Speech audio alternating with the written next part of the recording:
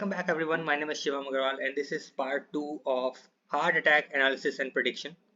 So we'll be dealing with heart attack risk prediction in this project. We'll be seeing parameters, we'll be using the data set and we'll be predicting whether or not a patient is on a risk for heart attack or not. Okay, so let us start with the Kaggle Community Platform. I'll use this new notebook option to create the notebook. Let us start with. So we have our session loading. Let me name this notebook for you as heart attack risk. Okay, I'll be naming this notebook as heart attack risk. I'll supply the link to this notebook and the dataset both in the description box where you can follow along with me. Okay, let us try to run this program so that our session is started. I'll be importing some libraries before anything else because we'll be using them one by one, and by now that you have seen those 3 projects before, you must know that we are using the same libraries almost in every video, but we are creating different things by using the same things. Okay, so let us import some of the values over here, some of the libraries. First of all, we need matplotlib.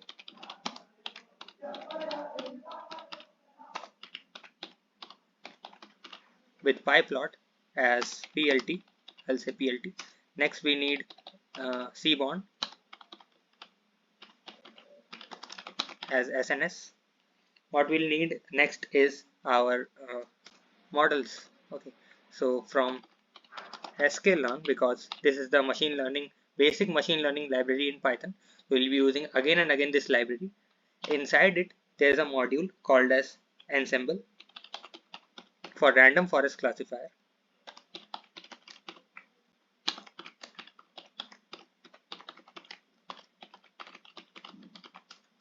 Nextly, similarly, I will import another model that will be SVM. In the previous videos also you see that SVM was supplying nice accuracy to us, so we'll be importing SVC. Similarly, I'll say logistic regression would be another thing.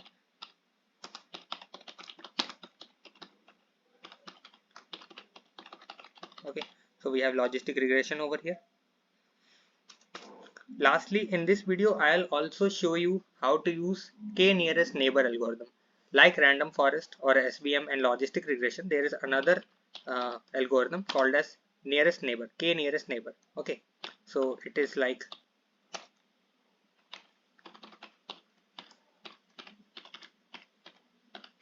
okay, so this is the KNearestNeighbor. It is present inside the sklearn.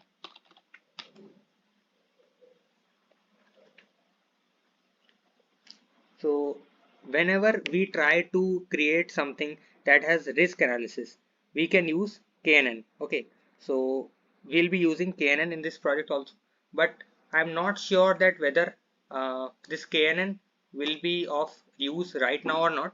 So if we find out that our data is supporting nearest neighbor algorithm, then only we can import it. Okay, so no need to import useless libraries right now.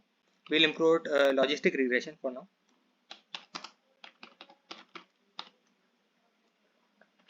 Inside linear model, I think, yeah, inside linear model, there is logistic regression.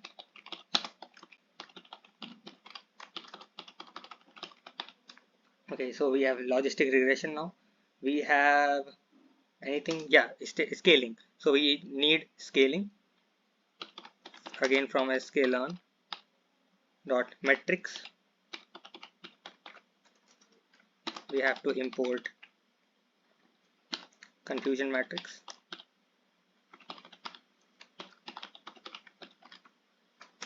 and for scaling we say pre-processing. I will import standard scaler, right? So I'll import standard scaler right here, and let us also include label encoder. I don't know whether we'll use label encoder or not, but let us for the sake import it. Lastly, we have model selection These are the basic libraries that we use everywhere. We say model selection. We have to import train test split from it. Right. So we have train test split, and we have grid search CV also. Okay, so because we were using SVM, we can import grid search CV. No need for cross-val score. You can do it on your own. If you want cross-val score, it is also present in model selection. If you want to use random forest classifier with cross validation, you can import cross-val score also. Okay, we'll use matplotlib inline. So I'll say percentile matplotlib inline. It is optional parameter. So I'll say that I'll import all these values. Okay, here is a spelling mistake right here.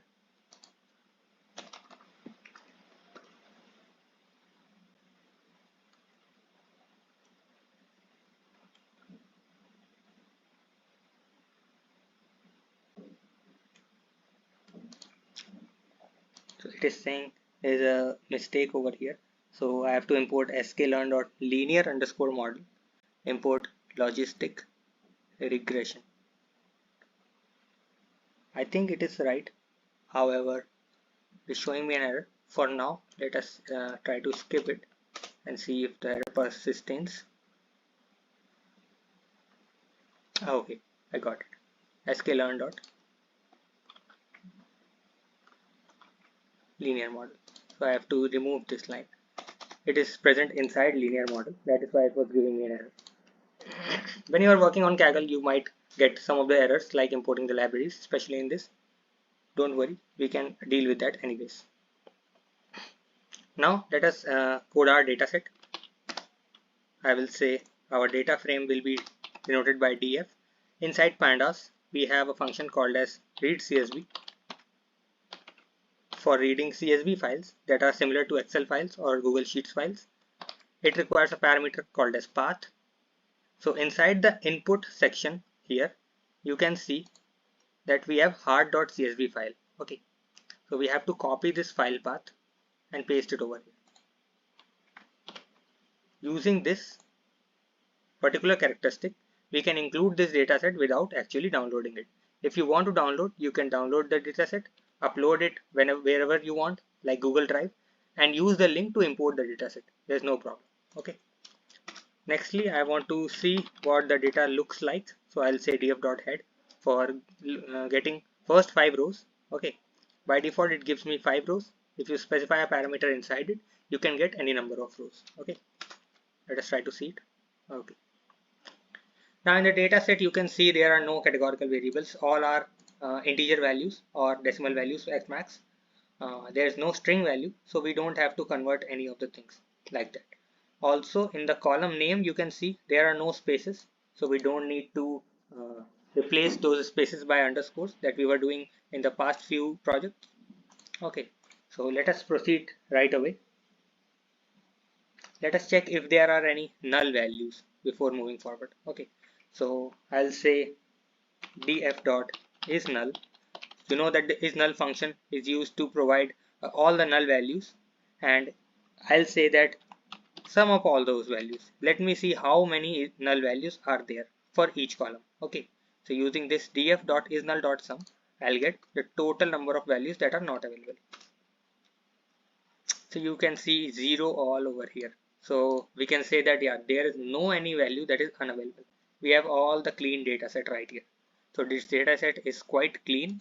We can move forward with it. Now that you have seen, we don't have to do anything with the data. We can start with the plotting itself.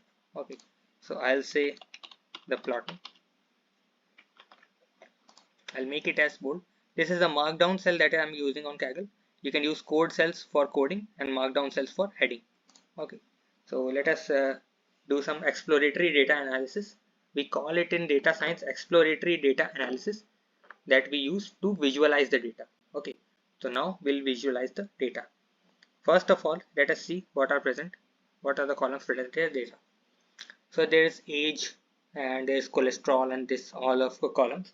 I want to see that is somehow this age column is related to cholesterol. I think that increase in age will result in an increase of cholesterol, but let us see that for so many values, is there any relationship between these two? So I will say that a scatter plot will be a good option. The scatter plot will be like dot points that will be plotted according to x and y coordinates at each point. Okay, so I'll say a scatter plot. On x, I want to supply age. On y column, inside it, comma. Okay. For x, I want to say age. For y, I want to say cholesterol. So cholesterol is denoted by CHOL, I think. Yeah, CHOL. And nextly, the data that we are using is data frame. Right. So let us plot this data. Here you can see. You can see that for the outliers are lying for higher ages. Okay.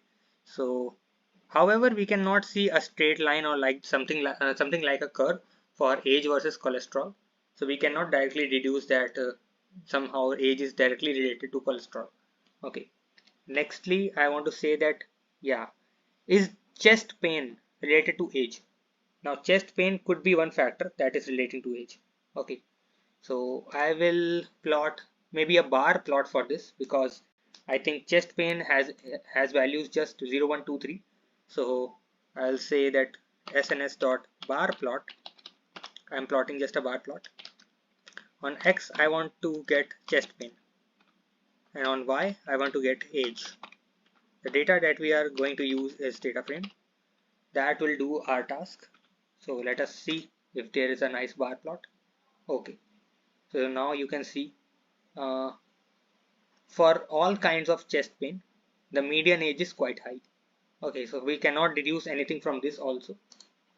However, you can see there are lesser and lesser variations for lower chest pain, and there is a high variation in age for higher chest pain. Okay, so chest pain is occurring in all of the age groups, you can say. Okay, so it's working like that. Nextly, we can see if there is anything else that can relate. We can visualize as much as possible, because when we work in machine learning and deep learning, visualizing the data is the most important part. Okay, so we can always create the model out of all these things. Okay, just supply all these input values and predict the output value, but it doesn't work like that in the big organizations. In organizations, they require you to visualize the data and see if there is any relationship between two different columns or multiple columns, right? We'll be visualizing the relationship between output also, but for now let us visualize if there is anything that we can do from here. So here you have blood pressure, and here you have the highest pressure. Let us see if there is any relationship between these two, or we can see the relationship between cholesterol. For the sake of this video, I will not go into deep of plotting, but I'll suggest that you use different kinds of plots for each of the column. Okay, so as you can deduce what is the relationship between which columns. Okay. For now, I will plot one more graph. Let us say I will see what is the relationship between this output value versus the cholesterol, right? So let us see if there is any relationship between cholesterol. I'll say bar plot. Okay, on X value I want output, because these are just two, 0 or 1. On Y value I want cholesterol, and the data that we are going to use is DF. Let us try to execute it. Okay, so you can see for both the data sets 0 and 1, the cholesterol value is almost the same. The mean cholesterol value is almost the same. So you cannot say that high cholesterol in a human being will result in a heart attack, right? So there are other factors also that are responsible for this. For example, if you say for example age, if you want to judge against output, or if you want to judge the blood sugar or chest pain against the output, if you want to say that, we can also plot that quickly. If you want to say age, let us see if there is any relationship. So it is also showing no relationship. However, you can see that for no risk of heart attack, there is a higher age range that is mean over here. Okay, so if you want to see chest pain also, Now there is a difference. So for higher amounts of chest pain, the risk of heart attack increases rapidly. Okay, so for patients who have a lower chest pain or lower chances of chest pain, have a very low risk of heart attack compared to the high chest pain. Okay, so this is something you can visualize. That is how you visualize things, so that you know that which parameter is highly related to the output. Right, chest pain is highly related to the output. If you have a lower chest pain, there is a very low chance that you have a risk of heart attack. Okay, nextly we'll start with our model creation. We'll start with the train test splitting. I will mark it down for your ease, and I'll say let us start with the x and y values. For now I will say that everything except the output column will be our x data point, that is df.drop. Inside this drop, I have to specify the column that has to be dropped. So there is only one column that has to be dropped, that is output, and we have to specify the axis as 1. This is the vertical axis, so that we drop the column inside the x data point. In the y data point or the output data point, we have just one column, that is output. That will create our x and y data points. Okay, so I'll say that yeah, now we have to split this x and y into training and testing. So it will return me 4 values, that are x train, y train, maybe x test before this. So the order matters a lot. First value returned by the train test split will be x train, the second value will be x test, third will be y train, and fourth will be y test. Okay, so the order of the value is very important. We'll be using train test split function for splitting the dataset into these 4 parts. However, we have x and y over here, so we have to supply those values. So we'll supply x and y. We'll say that test size. So the test size has to be always smaller than the training size. This test size will determine how much our testing values will be. Okay, so in general we use 10 to 30% values as test values, and rest is all training. So I'll say 0.2, that means 20% of the values will be test values. Lastly, we have to specify the random state. I have already told you before also that this random state is something that will neutralize the biasness. The data that is being divided into train and test will not be biased if you use this random state. If you don't use random state equals some value, then it might be possible that all one kind of data is present in training and all the other kind of data is present in test. We don't want to do that. We have to take the normal distribution. So that is why we supply this random state value as 42. Okay, so this 42 value might be changed. You can change it according to your ease. You can experiment with this value. However, I have tried out multiple times, and I think this value 40 to 45 works best for me. Okay, so that is why I'm creating this. Let us execute it. Nextly, what we want to do is we want to scale the values. In the last videos also you have seen that the age values are ranging from 20 to 60 or 70 maybe, while this gender or sex values are just 0 and 1. Okay, this chest pain is also just 0 to 3, while the cholesterol ranges from 200 to 300.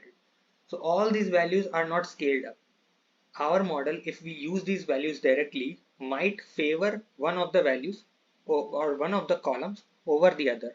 Okay, so it might see that yeah, there are larger values in one column and smaller values in the other column, so it will favor one column. We don't want to do that, so we have to scale everything into one scale. What this standard scaler will do is it will take the highest value of the column and it will divide all those values by the highest value. Okay, so all those values that are present over here, whether it's this age or anything, will be converted at a value from 0 to 1. So all will be on a single scale, that is 0 to 1. So our model will not create a bias. Okay, so we'll be using standard scaler for that. We have already imported the standard scaler. So I'll say sc equals standard scaler. Let us initialize it first. Next, we want to scale the test and xtrain values.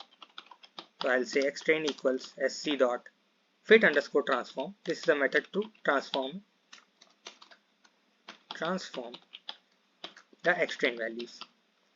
Similarly, for xtest values, I'll say xtest equal to sc dot fit underscore transform and supply the test values. Right. Using this, the values will be scaled. Okay. So we have scaled the values. Nextly, what we want to do is we want to create our model.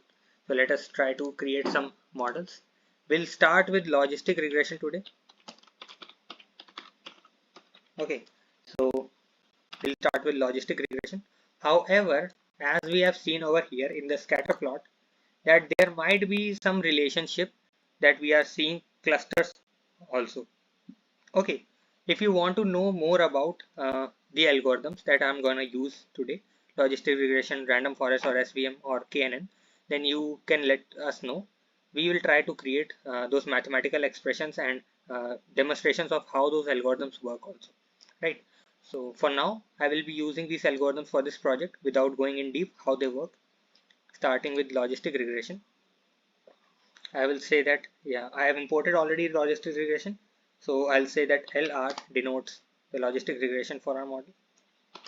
Let us initialize it. Okay, so this will be the logistic regression model. We'll do next is we'll try to fit those values inside this logistic regression function.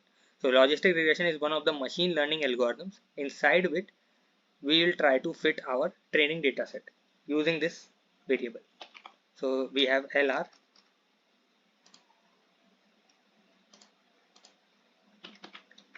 dot fit. So this fit function is used to train the training values. We'll supply x train and y train into it. Okay, that is how it's going to work. It is executed successfully. Now we'll try to check the score. What is the score for this? For the test values. So remember, the test values are stored in test, x test and y test. Right. So that is how we'll do it. I think this is the markdown cell.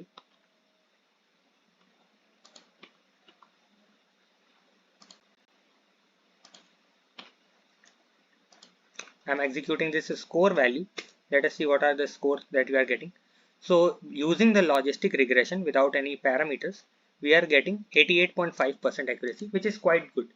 So we can say that, yeah, there has to be some relationship between, there has to be some curvy relationship between those independent and the dependent variable.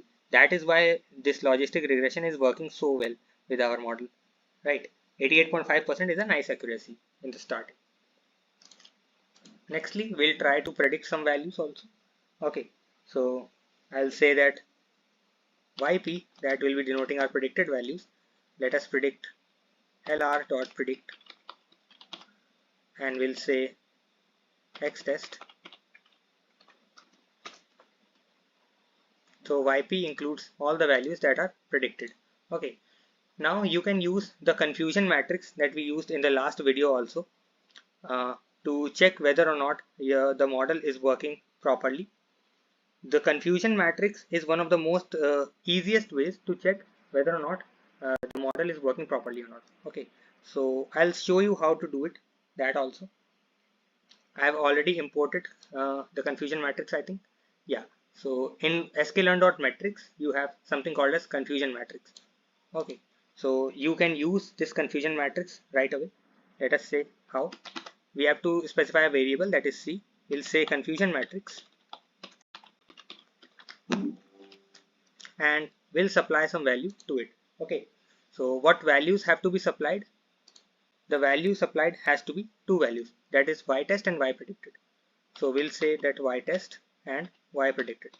What it will do is it will just take y test values corresponding to all those y p values that we have predicted using our model, and it will create a matrix that is a 2D matrix for our model.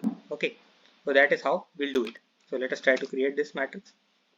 We have executed it. And now to visualize it, you can directly say C, and you'll say that yeah, the more the number of diagonal elements, the more the better. Okay, so you can see there are more diagonal elements than anything else. However, the size of our testing was quite low. It was just 60 variables.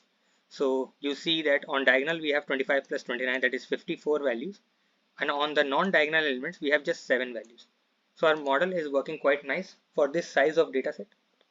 You can visualize it using a heat map. If you say heat map using Seaborn library and supply the confusion matrix to it, it will plot the heat map. Remember, for the diagonal elements, the lighter the better.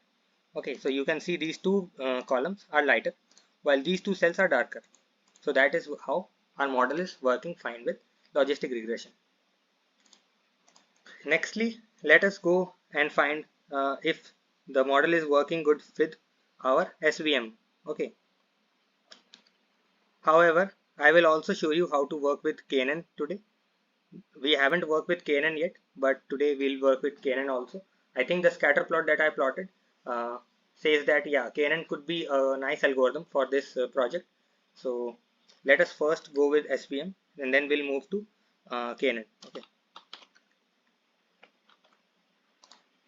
Starting with SVC, you already know how to do this if you have watched the previous videos. I've already imported the SVM library. I will say that the SV equals SVC, right? So we will not initialize with any parameters. We want to say that yeah, it will use the default parameters as C equals to 1, kernel RBF, and gamma as scale.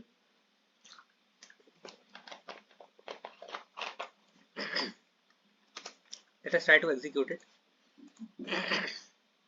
Nextly, we'll try to fit the model quickly.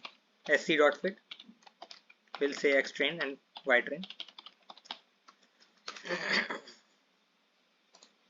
And finally, let us check the score for the testing values. So without any hyperparameter, we are getting 86.8% accuracy, which is quite awesome for this kind of data set that is very small in size. Okay. So using logistic regression, remember, you are getting 88.5, while using SVM, you are getting 86.8%. Both are working quite nicely. However, logistic regression is winning until now. Finally, let us use random forest as well to check whether it is working for finally.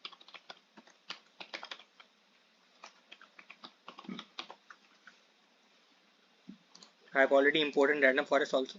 I'll say that RFC equals random forest classifier, right? And the decision tree that I am going to use will be supplied using n estimators. Remember, in the random forest classifier, you have to specify this n estimators that will specify how many decision trees you are going to use in the random forest. Okay, so the forest will be capital by F, and n estimators will be 200 in my case. Before running this cell, I will give you an assignment that use grid search CV. Watch the previous videos to learn how I used grid search CV for improving the accuracy of SVM.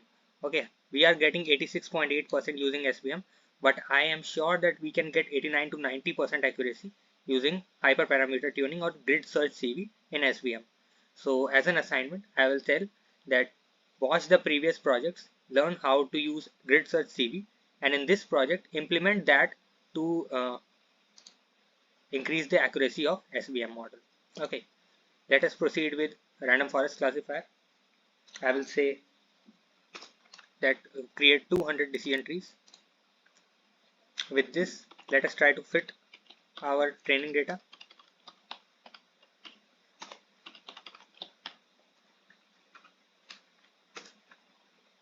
The data is ready. Nextly, we'll try to check the score. What is the score before anything else? Whether we are getting a score comparable to the previous two models or not.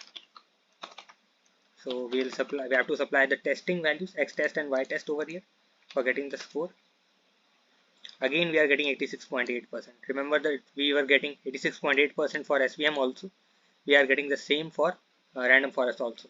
These two algorithms are working exactly equal in this particular data point. If you want, you can use cross-val score also for generalizing your random forests also. Okay, so you might want to use cross validation. The cross validation is something that will run this random forest classifier multiple times to say that if there is some biasness in the classification using random forest, then the cross validation will eliminate those bias. It might increase or decrease the accuracy. It will not always increase the accuracy. However, it will show you the accurate position of random forest classifier, what it is actually predicting. Random forest classifier, if you run it once, it might not give the actual accuracy that it is working with. Okay, so this might be possible that it is not working with 86.8%. It might be 82 or it might be 90. So it is not very accurate using the random forest in one way. You might want to use cross validation for getting those values. Okay, so I'll say that I want to include those cross validation also today from sklearn.model selection. Okay, so inside model selection, this sklearn value, I have something called as cross val score. Okay, so that is something that we want. Inside this, I can say, let us execute some random forest. So I'll say that RFM will be cross val score of the model that we were using, that is RFC, and we have to supply the x and y values also. So the x value will be supplied using capital X, that will be X train. The y value will be y train, it will be supplied using small y, and we have to ensure that how many times it has to be executed. So I'll say CV equals 10, net 10 times it will be executed. Okay, it might take some time according to the processor speed provided by Kaggle. However, it is done very quickly. Now we'll try to check the mean value. This mean value that it is supplying will give me the right accuracy that our RFC was working with. Okay, this will be the accuracy of RFC that we were working with. So this is 81.8%. So actually the random forest was not working on 86.8. This particular execution of RFC was working on 86.8. However, the net accuracy is just 81.8. Random forest is not working properly for this kind of model. However, SVM was working quite good.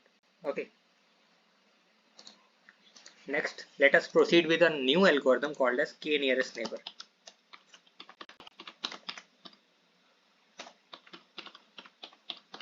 So the KNearestNeighbor is another machine learning algorithm that works like it plots a data point on the graph. Okay, it plots a data point on the graph. It will take k nearest values to it and it will create a cluster. Okay, it works on cluster values. If you want to know more about all of these algorithms, you can let us know. We'll try to explain it in some other series. Okay, but for now, let us proceed with the KNearestNeighbor value. We haven't included the KNearestNeighbor, so we have to include the model right here. So I'll say from sklearn. Inside sklearn there is something called as neighbors. Okay, so there is something called as neighbors. There is no U, NEIGHBORS, I think. Yeah, so there is something called as neighbors, and inside is we have something called as KNN. Okay, so K neighbors classifier, I think. K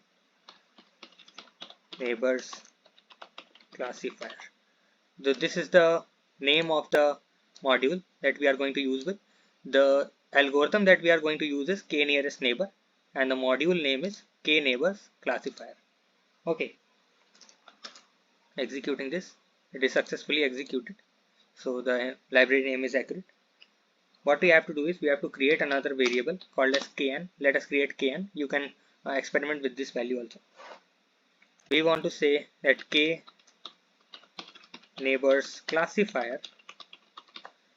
Now inside this, like random forest, we have to specify how many neighbor variables we have to use, or how many data points we have to consider to create a cluster overall. Okay, so how do we create the cluster?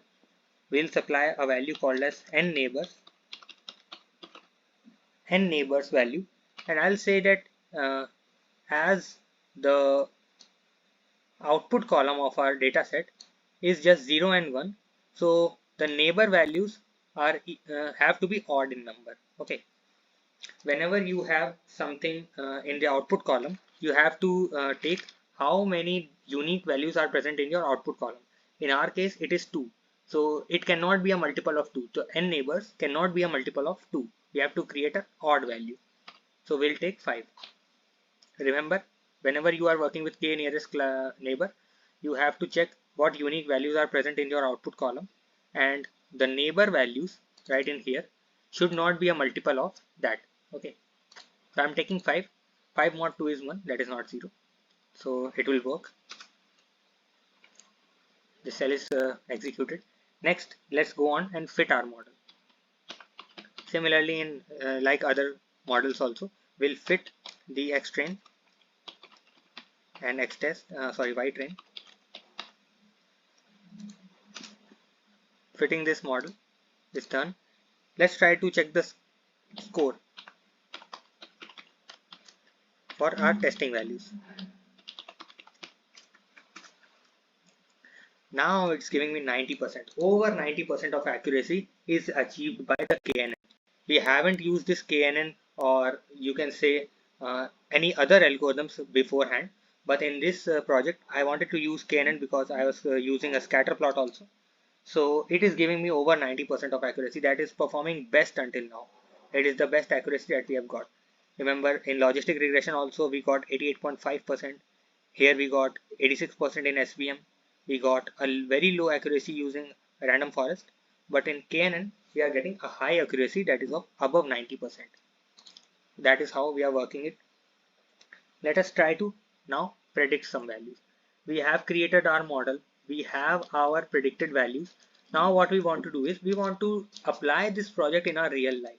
If we have some values, for example, let me just get the data set right here. If we have some value of age, our gender, our chest pain value, or all of these diagnosed values, we can check whether we are on a risk of heart attack or not using this model. Okay, so let us see how to do that also. We will use this KN model for prediction because it is having the higher accuracy than anything else. So what we'll say is we have to specify all of these values in a list. Okay, so we have to create a list. Remember, in the last video also, when I first told you about how to use prediction, I have told you that you have to create a column list. Okay, so if you create a list like this, 1 2 3 4, if you create a list like this, it will not work. The model will not work on this list. The model is expecting a column and not a row. This way of creating a list will always create a row, but the model expects a column. So we have to create a 2D list. Inside this square brackets, we have to create another square bracket, and inside this we have to specify all the values in a right sequence, right? So this is how we'll do it. Let us say that the age is 52. Let us say that it's for a male, 0. Chest pain value is 2. Then blood pressure, I think 140 will be good. You can experiment with these values. Cholesterol will be 230. I think FBS will be 1. Let us put this value as 0. Maximum resting pressure maybe 160. Exchange value maybe just a 1. Old peak maybe 2.7. Cell P value a 0, and the maximum pressure would be a 1. Right. So we have all of these values right in the sequence. Now we'll be using this value to predict whether this patient of whose values are right here with us is on a risk of heart attack or not. Okay, so we'll be using the KN model that we were using before. This KN, we'll use a predict function. This predict function is used to predict the value for a certain set of user values. Inside this we'll supply our list, that is A, and this will be giving our array either 0 or a 1. 0 will say that it's not on the risk of heart attack, and 1 will show that it is on a risk of heart attack. So let us say it is saying 1. Okay, now if you see over here, I was using similar values to the first row. The values that I have used are similar to the first row, and the output was 1. So it is already predicting me that this kind of values, this kind of numbers, if some patient has, then he is on a risk of heart attack. Okay, so if you want to change these values a little bit, for example, age may be 29 for a kind of female. If you say that chest pain may be 0, blood pressure may be 120, cholesterol reduced to 190.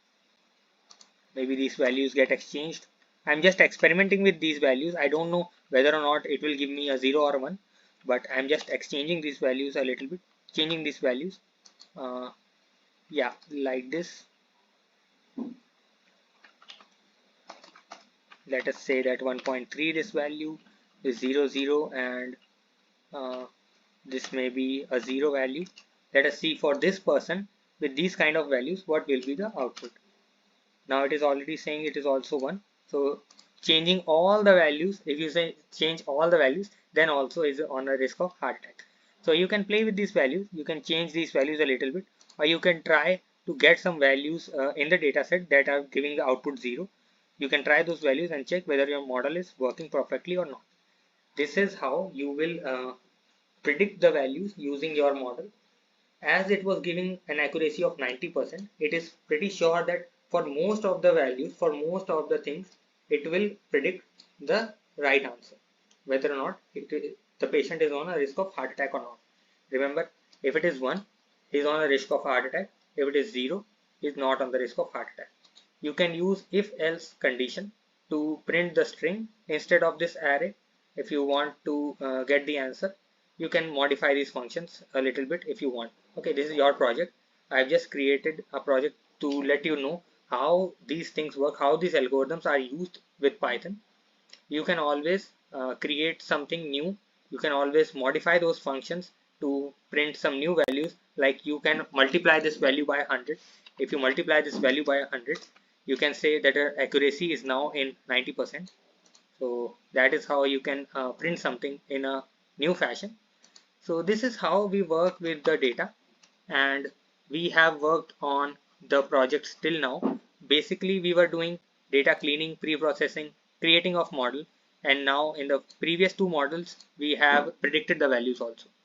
In the next projects, I will try to show you how to deploy this project also on the website. Okay, whenever you will be creating a value, you don't have to create this kind of list every time. What you will do is we will try to save this model, and whenever we have some values, whether the PC is closed or not, it is running or not, we don't matter.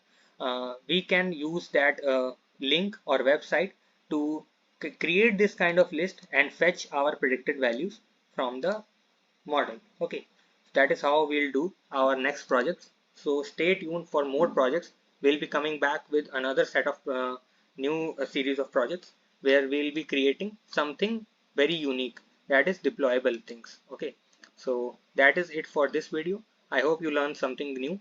We have used Canon also here. So that is it for today. See you in the next project. Thank you.